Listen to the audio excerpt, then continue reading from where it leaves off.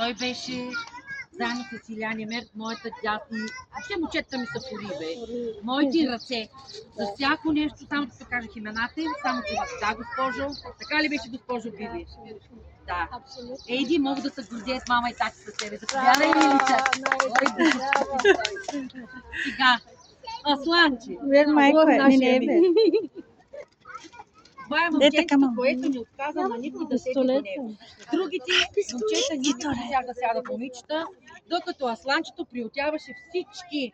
Защото каза, те деца. Така ли миши, ме? Така ли миши, Асланче? Поздравявам те за доброто ти сърце.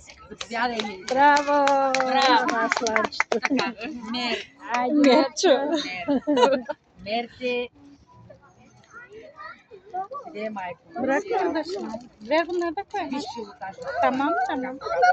Грамота. Тук няма. Брак.